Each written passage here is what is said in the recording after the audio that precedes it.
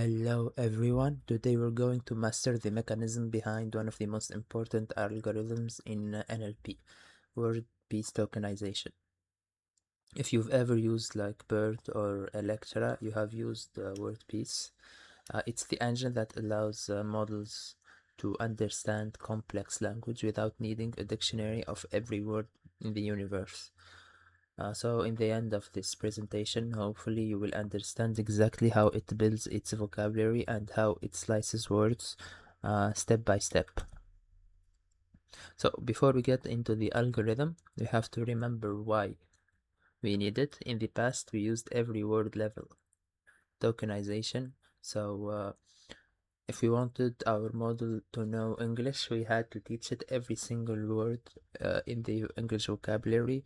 So if we missed a word, the engine would mark it as unknown, and it would lose the meaning.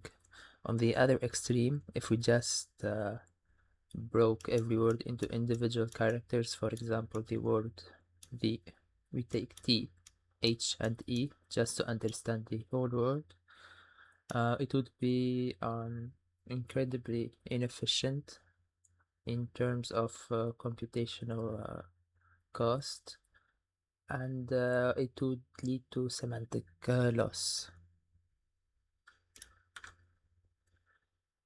So WordPiece is the middle ground. It operates on the idea of subwords. We can break complex words like unbreakable into 3 parts. Unbreakable. These are meaningful units. By doing this, our model doesn't need to memorize unbreakable as a unique item, as long as it knows that this is the prefix, the root. It can understand the whole word. This allows us to represent a massive technical corpus with a relatively small vocabulary, usually around 30,000 tokens, while still handling completely new words. Okay, so WordPiece was developed by Google and became very famous when it was used to pre-train BERT. Its defining visual characteristic is the middle double hashtag, like this one.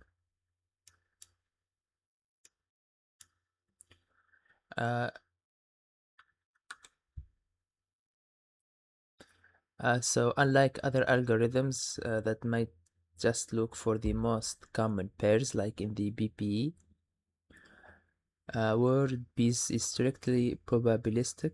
It builds its dictionary by choosing merges that increase the likelihood of the training data. So now for the most critical concept to grasp from this video, we must distinguish between training and inference. Training is the process where we scan a massive amount of text to decide which subwords get to be in our dictionary. Inference is what happens when you actually use the model. You take that fixed dictionary and apply it to the new text. Most confusion comes from mixing these two up. We will look at the first phase, training first. So to train the WordPiece tokenizer, we start with a raw corpus. First, we initialize our vocabulary with all the base characters present in the text. But there is a small catch. We distinguish between the start of a word and the middle of the word. If we have the word we split it into W, the start, O, middle, R, middle, and D, end. This means our initial alphabet is actually quite large because every letter effectively exists twice. once as a starter and one as a suffix. So once we have our um, characters, we enter the training loop. We count the frequency of every adjacent pair of symbols. We calculate the specific score for each pair. We merge the pair with the highest score into a new token, and we update the corpus with this new token and repeat this process until we hit our target vocabulary size. So now for this scoring formula.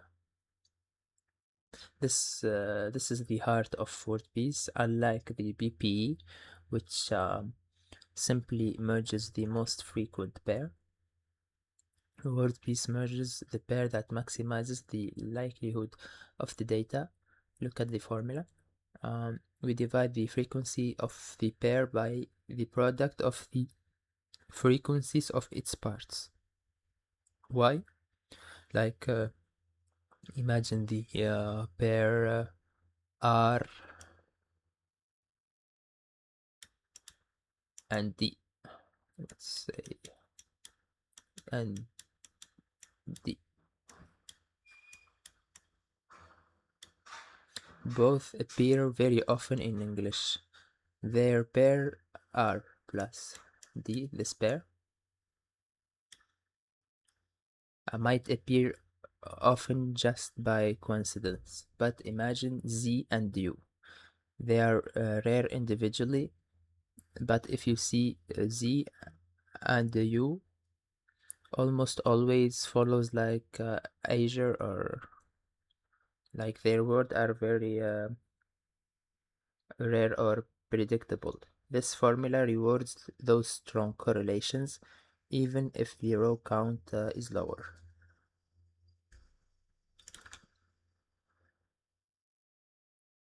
So let's trace this with the real numbers. This is adapted from the Hugging Face course, so check that out. Imagine this is our entire dataset. We have hug 10 times, bug 5 times, and so on. First, we pre-tokenize them into characters. So hug becomes H, U, J. Our vocabulary currently only contains these single letters.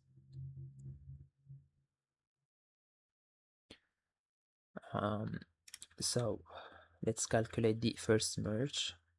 Now we count the pairs. The pair U and J appear 20 times. It looks like a winner. However, if you look at the denominator, U appears in every word, so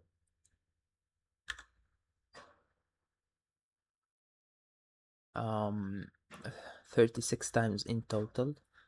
So it's incredibly common. So the formula divides 20 by a huge number. The score is low.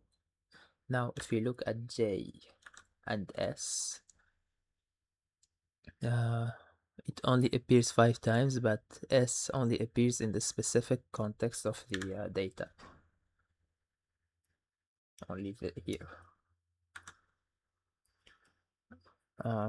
The math tells us that J and S have stronger connection. They win. We merge them into the token JS. So now we iterate, we add JS to the vocabulary. Now the word hugs is presented by HU and GS. We rerun the loop. In the next round, the pair H and U might have the highest score, so we merge them to calculate the token HU. We keep doing this until eating up the most significant pairs, and the vocabulary is full. So now fast forward, the training is done. We have the list of our 30,000 tokens. We throw away the scores and the merge history. To tokenize the new word, WordPiece uses greedy longest match strategy. It starts at the beginning of the word and asks, what's the longest string in my vocabulary that matches the start of this word? It grabs it, then it repeats the process for the rest of the word. This is the greedy longest match.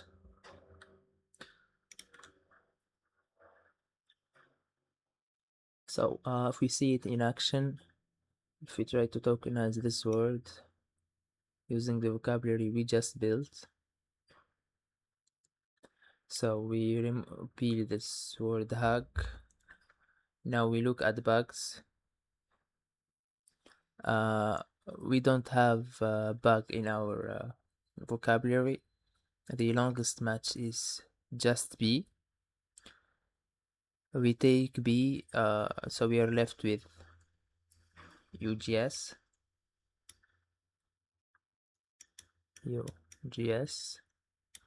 The longest match for the start of that is U.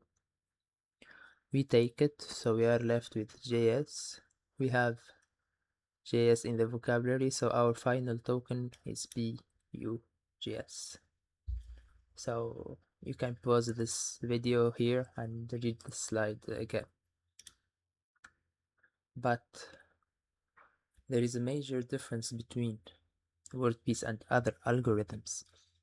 What if we try to tokenize mug?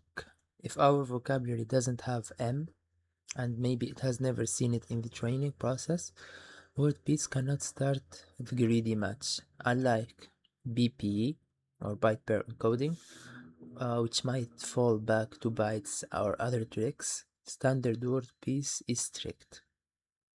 If it cannot tokenize a character or a segment based on its vocabulary, it marks the entire word as unknown using this token. It does not output partial garbage, it simply admits defeat. So here you can read this.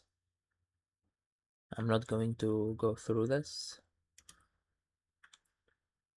So for the efficiency metrics,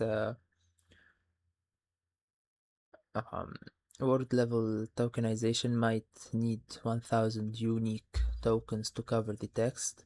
WordPiece can often cover the exact same meaning with just 300 or 400 tokens. This compression allows models like BERT to be trained on the entire internet without running out of memory.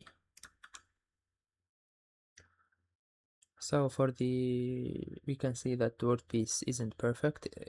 First, it assumes words are separated by spaces. In languages like Chinese or Japanese, this assumption breaks, and WordPiece struggles or requires complex pre-tokenization. Second, the second thing is that it is case sensitive by default.